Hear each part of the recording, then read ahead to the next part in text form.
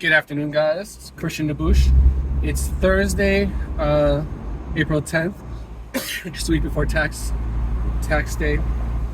I'm headed up to my duplex in St. Pete's. Let me raise the windows. So I got a showing request. I got 3 showing requests this week, which I'm pretty excited for a duplex that I listed about a month and a half ago, almost 2 months. And generally, houses are sitting on the market, rental properties are sitting on the market longer. And I get nervous after a month if we're not getting showings and or offers that we can counter. So it's been about almost 2 months. We've had a lot of showings coming, maybe 2 showings a week. We've only lowered the price once, and not by much, by about 15,000, and it's renewed the interest. So we're not far from where the market is. We're just not getting people moving yet. So whenever I get an opportunity to show this property, I run towards it. I don't want them to see it by themselves just because I want to negotiate or network, etc. This rental property, is a little bit different than my others. Both units are occupied by tenants, and I've asked the tenants, to vacate whenever they're showing, and they just ask for 24 hours notice, and they've been great.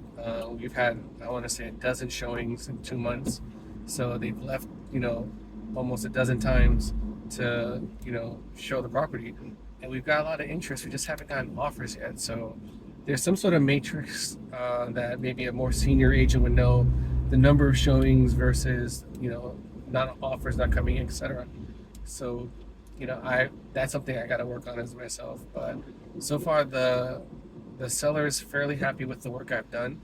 The listing expired, after 6 months of no activity. I took the listing. We waited a couple of months to come back on the market. Came back as a new listing, priced more competitively. And unlike the previous agent, I'm having showings. Sorry, this car trying to hit me. I've had showings every week, just no offers coming in yet. Whereas the sellers told me, the previous agent that they worked with, there was 0 activity for 6 months. So on that score, I'm doing better, bringing people. The marketing's working better. The social media marketing's working. But the ultimate sign of success is, a closing table and exchange of keys, or in this case, exchange of ownership. So showing A will be today, showing B will be on Friday, showing C will be on Monday for 3 separate groups of realtors. And this time they're all bringing their clients. I've had several showings without clients and with. I think it's better when the clients come, because then they're not getting a second, third-hand opinion. I'm not getting extra excited when someone's coming for the second time, when really the potential buyer is only seeing it for the first time. So, hopefully it goes well. I'll get you guys some updates in the next coming weeks, and hopefully on my Instagram there'll be a just sold post. But yeah, that's my Thursday. I don't think I'll do it each time I'm visiting this property, but I do enjoy documenting this journey. So Dallas and Phoenix are along for the ride. The property is only about 20 minutes from me, so that's pretty cool. I could leave the dogs, but they do like the fresh air. So yeah, going to open the doors. Make sure the benefit also, here's what I'm telling you. When the unit's occupied by tenants, you kind of basically don't want to take the risk of something ridiculous being there, like an unflushed toilet or worse. So I do go to the property about 30 minutes before, make sure the curtains are all open so there's a lot of natural light. Tenants in St. Pete, from what I've seen, tend to leave the curtains open when they're not home, which for obvious, for privacy. But when you want to show the property, you want as much natural light. So I go in there, turn on the lights, open up the curtains, make sure the ceiling fans are in motion, have an air freshener in case someone was smoking weed or something like that, which has happened on an occasion. I remember one time it was like walking into a club in Kingston.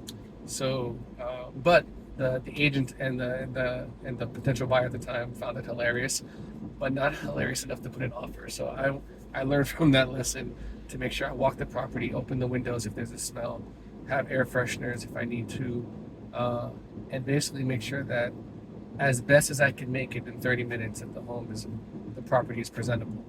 Every room is taken care of, every toilet is flushed regardless if it needs to or not. I take no chances, because when people are looking at a property that they're going to buy, and in this case buy with the intention of renting out or continuing to be a landlord for the current tenants, I want to take no chances. So unless there's dishes in the sink, I'm going to do my best to wipe everything down and make sure it's as awesome as possible for the context. So yeah, that's what I'm doing. That's why I'm headed out there early, and then at that point, it's hopefully a good fit for what the potential buyer wants to do. I think we're priced well. It's priced just over 550.